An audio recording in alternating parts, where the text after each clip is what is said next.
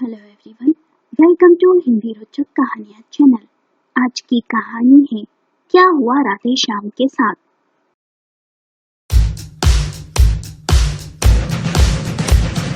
Radhe Shyam Tiwari bank में अच्छे पद पर काम करते थे। उनके घर में रहती थी उनकी पत्नी शोभा। राधे श्याम का एक बड़ा भाई भी था, रतन। रतन आवारा किस्म का था। किसी भी काम में उसका मन नहीं लगता था, हमेशा इधर उधर भटकता ही रहता था। इसलिए कभी राधे श्याम और रतन में बनी ही नहीं। दोनों एक दूसरे से बहुत कम मिलते थे और बात भी कम करते थे। शोभा के दो भाई थे, बड़ा भाई शैलेंद्र और दूसरा छोटा भाई मनोज। शैलेंद्र अपने परिवार के साथ दूसरे शहर में रहता था, इस कारण शोभा और उसका मिलना बहुत कम होता था। पर मनोज अपनी बहन शोभा के घर से 2 गली छोड़ किराए के घर में रहता था। इस कारण शोभा के घर उसका आना जाना लगा ही रहता था। मनोज एक फैक्ट्री में काम करता था और उसकी पत्नी औरतों के ब्लाउज सिलती थी। जैसे तैसे घर का गुजारा हो जाता था। मनोज के घर में थी उसकी पत्नी अलका और 3 साल का बेटा मयंक। राधे श्याम की शादी को 9 साल होने आ गए थे, पर उनके घर में अब तक किलकारी नहीं गुंजी थी, जबकि उसके भाई रतन के घर 2 बेटे हो चुके थे। राधे श्याम और शोभा औलाद की चाह में तड़प उठते थे। मयंक और राधे श्याम में बहुत ही प्यार था। मयंक को अधिकतर राधे श्याम अपने साथ अपने घर ले जाती। मयंक के घर आ जाने से शोभा और राधे श्याम बहुत ही खुश होते, उसके साथ खेलते, उसे गोद में उठाकर घूमते। मयंक की हर फरमाइश को वे पूरा करते, उसकी हर खुशी में वे बहुत ही खुश होते। शोभा को भी मयंक के बिना एक पल भी चैन नहीं मिलता। अपने भाई के बेटे पर शोभा जान छिड़कती थी। दोनों मयंक के मस्ती करने पर भी उसे कभी नाराज नहीं होते और ना ही उसे कभी डांटते। वही मनोज और उसकी पत्नी अलका मयंक को सदा किसी न किसी बात पर चिल्लाते ही रहते और कहते, जाओ अपनी बुआजी के पास जाओ, वे ही तुम्हारी शैतानियां बर्दाश्त कर सकती है। एक दिन राधे श्याम बाजार से लौट रहे थे तो मयंक की पसंद गरम गरम जलेबियां ले ली और मयंक को लेने उसके घर गए। तब उन्होंने देखा कि अलका और मनोज मयंक को किसी बात पर डांट रहे हैं। मयंक ने जैसे ही अपने फूफाजी को देखा तो दौड़ता हुआ उनकी गोद में आ गया। राधे श्याम ने मनोज से कहा, क्यों बेचारे बच्चे को तुम दोनों यूं डांट रहे हो? मनोज ने चिढ़कर कहा, जीजाजी आपके लाड़ प्यार ने इसे बहुत ही बिगाड़ दिया है। हर समय बस किसी न किसी बात की जिद करता रहता है। आप तो जानते हैं मेरी आर्थिक स्थिति कैसी है, इसकी फरमाइशों को मैं पूरा नहीं कर सकता। अलका भी बहुत ही गुस्से में थी। ये सुन राधे श्याम को बहुत ही बुरा लगा। उस दिन वे मयंक को बिना लिए ही घर आ गए। घर आकर शोभा को जलेबी का पैकेट दिया तो शोभा ने पूछा, मयंक के लिए लाए थे ना, तो आज उसे अपने साथ लेकर क्यों नहीं आए? राधे श्याम ने उदास स्वर में कहा, नहीं लाया, जाओ जलेबी प्लेट में लेकर आओ। कितना सवाल पूछती हो तुम। शोभा समझ गई जरूर कोई बात है। जलेबी प्लेट में ले आई और बोली, क्या हुआ, कुछ कहोगे? राधे श्याम ने कहा, तुम्हारे भाई को मयंक का हमारे घर आना बुरा लगता है। शोभा ने कहा, मनोज को? उसे बुरा क्यों लगेगा भला? जरूर आपको कोई गलतफहमी हुई है। 3 दिन बीत गए, मयंक अपने बुआ फूफाजी के घर नहीं आया और ना ही राधे श्याम और शोभा दोनों में से कोई उसे लेने गए। राधे श्याम और शोभा दोनों ही बहुत बेचैन थे। दोनों का किसी काम में मन नहीं लग रहा था। उन्हें मयंक की बहुत ही याद आ रही थी। अचानक ही शोभा चप्पल पहनते हुए बोली, आप नाक लगाकर बैठे रहें, मैं मनोज के घर जा रही हूँ मयंक को लेने के लिए। राधे श्याम ने कहा, नहीं, कोई जरूरत नहीं वहां जाने की, समझी ना? शोभा ने कहा, आप भी ना छोटी छोटी बातों को मन से लगा लेते हैं। अरे मनोज मेरा भाई है और मयंक उसका बेटा है, तो क्या उस पर हमारा हक नहीं है? आप कुछ भी कहें, मैं तो लेने जा रही हूँ उसे। राधे श्याम ने नाराजगी भरे स्वर में कहा, मैंने कहा ना शोभा, तुम्हें समझ नहीं आता। शोभा समझ गई कि बाहर से नारियल की तरह सख्त दिख रहे पति के मन में क्या है, पर वे जताएंगे नहीं। शोभा फिर अपने घर के कामों में लग गई। कुछ देर बाद मनोज की उंगली पकड़े मयंक आ गया। जैसे ही राधेश्याम को मयंक ने देखा तो फूफाजी कहते हुए उनकी गोद में समा गया। राधेश्याम का गुस्सा भी मयंक को देखकर पल भर में ही गायब हो गया। मनोज ने नाराजगी भरे स्वर में कहा, 3 दिन से यहाँ आने के लिए बहुत ही जिद कर रहा था। रो रो कर इसने तो हमें परेशान ही कर दिया। शोभा ने कहा, तो भेज देता इसे। बच्चे को हम किसी बंधन में नहीं बांध सकते हैं मनोज। मनोज बिना कुछ कहे चुपचाप चला गया। राधेश्याम और मयंक खेलने लगे। दोनों एक दूसरे के साथ बहुत खुश थे। शोभा ने मयंक के लिए खीर पूरी बनाई। राधेश्याम बाजार से समोसे जलेबी ले आए। शोभा ने बड़े प्यार से मयंक को खाना खिलाया। मयंक को नींद आने लगी तो राधेश्याम ने उसे थपकी देकर सुला भी दिया। शाम को 8 बजे अलका आई और मयंक को अपने साथ घर ले जाने लगी। तो मयंक ने कहा, मुझे नहीं जाना, मम्मी तुम भी बुआ के घर ही रहो ना। तभी बड़ी मुश्किल से अलका मयंक को बहला फुसला कर घर ले गई। मयंक के जाने के बाद घर में फिर एक उदासी सी छा गई। सुबह 9 बजे राधेश्याम बैंक चले जाते और शाम को 5 बजे घर आते। शोभा सारा दिन घर में ही रहती। जैसे ही राधेश्याम घर आते तो अपने साथ मयंक को भी ले आते। उसके आने से घर में रौनक आ जाती। जिस दिन वो नहीं आता उस दिन घर वीरान सा लगता। एक दिन शोभा ने राधेश्याम से कहा, बुढ़ापे में क्या करेंगे? कुछ साल बाद आप रिटायर हो जाएंगे। बिना संतान की कैसे जिंदगी होगी हमारी? ये घर हमें काटने को दौड़ेगा। राधेश्याम ने कहा, तुम सही कह रही हो शोभा, पर हम कर भी क्या सकते हैं जब भगवान ने हमारी किस्मत में संतान का सुख ही नहीं लिखा है तो। शोभा ने कहा, क्यों ना कोई बच्चा गोद ले ले। राधेश्याम कुछ देर सोचते रहे और फिर धीमे से बोले, क्यों ना हम मयंक को ही गोद ले ले। शोभा ने कहा, सोच तो अच्छी है आपकी, पर क्या मनोज इस बात के लिए राजी होगा? राधेश्याम ने कहा, तुम अपने भाई से बात करके देखो एक बार। मैं तो कहता हूँ ये घर वैसे भी इतना बड़ा है, क्यों ना मयंक को गोद लेने के बाद तुम्हारा भाई और उसकी पत्नी भी हमारे साथ ही रहें। सब मिलजुल कर रहेंगे और ऐसे में मयंक से भी वे दूर नहीं रहेंगे। शोभा ने कहा, बात तो आपकी सही है, वैसे भी मयंक को गोद लेने के बाद हमारी संपत्ति और इस घर पर भी वो ही उत्तराधिकारी होगा। एक दिन शोभा ने मौका देख अपने भाई मनोज से बात कही। मनोज ने हाँ कहने में एक पल भी नहीं लगाया। वो जानता था कि दीदी जीजाजी के पास अच्छी खासी संपत्ति है, जिससे बच्चे और उसके साथ ही साथ उनका भविष्य भी संवर जाएगा। तो कैसे इनकार करता? मनोज और उसका परिवार अपनी बहन शोभा के घर रहने लगा। घर के कामों की जिम्मेदारी अलका ने अपने ऊपर ले ली। राधेश्याम मयंक की हर जरूरत का ख्याल रखते। उन्होंने कानूनन रूप से उसे गोद भी ले लिया। उसका शहर के बड़े स्कूल में दाखिला भी करवा दिया। मयंक के जिद करने पर उसे महंगी से महंगी वस्तु भी खुशी खुशी दिला देते। मयंक को गोद लेने के बाद उन्होंने एक बड़ी सी पार्टी का आयोजन भी किया, जिसमें उन्होंने अपने सभी रिश्तेदारों और दोस्तों को बुलाया। रतन भी पार्टी में आया था। उसे बहुत ही बुरा लगा कि उसके भाई ने उसके बेटे को गोद ना ले अपने साले के बेटे को गोद ले लिया। उसका मुंह पूरी पार्टी में फुला हुआ ही रहा और उसका परिवार बिना खाना खाए ही पार्टी से चला गया। सब खुश थे। मयंक 12 साल का हो गया था, पर मनोज के व्यवहार में बहुत बदलाव आ गया था। अब वो काम पर नहीं जाता, सारा दिन घर में ही पड़ा रहता। यदि उसकी बहन शोभा उससे कुछ कहती तो उसे भी अनसुना कर देता। राधेश्याम को मनोज का ये व्यवहार खलने लगा था।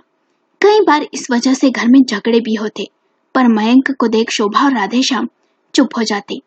अलका एक शातिर औरत थी। उसने अपने पति मनोज को समझाया कि ऐसा व्यवहार करोगे तो कहीं हमें घर से ना निकाल दे, क्यों अच्छी खासी जिंदगी को खराब कर रहे हो। तब जाकर मनोज ने अपने तेवर बदले। समय बीता। मयंक 17 साल का हो गया। अब वो कॉलेज जाने लगा था। राधेश्याम रिटायर हो गए थे। एक रात अचानक ही दिल का दौरा पड़ने से शोभा की मौत हो गई। शोभा के जाने से राधेश्याम को गहरा सदमा भी लगा। यदि मयंक उनके जीवन में नहीं होता तो शायद वे जी भी नहीं पाते। घर की सारी बागडोर अलका के हाथों में आ गई। घर खर्च के नाम पर दोनों पति पत्नी राधेश्याम से अच्छा खासा रुपया ऐंठने लगे। मयंक के जिद करने पर राधेश्याम ने उसे महंगी सी बाइक भी दिलवाई। मयंक पढ़ लिख कर इंजीनियर बन गया। बहुत बड़ी नामी कंपनी में हैदराबाद में उसकी नौकरी भी लग गई। राधेश्याम की खुशी का ठिकाना नहीं था। पर यह सोचकर बहुत दुख होता कि मयंक अब घर से दूर हैदराबाद चला जाएगा, और चिंता भी कि अकेला कैसे रहेगा वो। राधेश्याम पहले से कमजोर हो गए थे और बीमार भी रहने लगे थे। अब अलका और मनोज को वे एक बोझ लगने लगे थे। उनकी देखभाल करना उनके लिए एक मुसीबत बन गई थी। दोनों अब किसी भी तरह उनसे पल्ला झाड़ना चाहते थे। मयंक को हैदराबाद गए 6 महीने बीत गए। उसने कॉल कर अपने माता पिता को अपने पास आने को कहा, पर राधेश्याम को एक बार भी अपने पास नहीं बुलाया। जिस राधेश्याम ने उसे पाला पोसा इस काबिल बनाया, मनोज और अलका की सारी जिम्मेदारियों को निभाया, आज उन्होंने ही उसे एक पल में पराया कर दिया। अलका और मनोज दोनों हैदराबाद मयंक के पास जाना चाहते थे। जब उन्होंने अपना फैसला राधेश्याम को सुनाया तो उसे बहुत ही दुख पहुंचा। वो खुद को अकेला महसूस करने लगे। उसे अपनी पत्नी शोभा के जाने का इतना गम न हुआ जितना आज हुआ। कैसे बाकी बचा हुआ जीवन काटेंगे, इस बात की कल्पना करके ही सियर उठते। उस पल को कोसने लगे जब उन्होंने मयंक को गोद लेने का फैसला लिया और मनोज और उसकी पत्नी को घर में पनाह दी। काश किसी अनाथ को गोद ले लेता तो उसका जीवन संवर जाता। एक दिन अलका ने आकर राधेश्याम से कहा, हमारी ट्रेन का समय हो गया है, और पैर छूकर जाने लगे। सिर्फ औपचारिकता के तौर पर मनोज ने कहा, जीजाजी आप भी हमारे साथ चलते, पर राधेश्याम ने इनकार कर दिया। यह सुन दोनों पति पत्नी बहुत खुश थे। सोचने लगे इस बूढ़े से मुक्ति मिली। मनोज और अलका यह अच्छे से जानते थे कि राधेश्याम का अपना कहने को कोई नहीं है, सिर्फ उनके बेटे मयंक के सिवा, और मयंक को उन्होंने गोद भी लिया है तो सारी संपत्ति तो उन्हें उसी के नाम करना है। मयंक भी अपने माँ बाप के रंग में रंग गया था। उसे भी राधेश्याम से नहीं, उसकी संपत्ति से मतलब था। वो भी ये जानता था कि बूढ़ा किसे सब देगा, कहने को वे ही तो उसके अपने हैं। इसलिए वे तीनों निश्चिंत थे।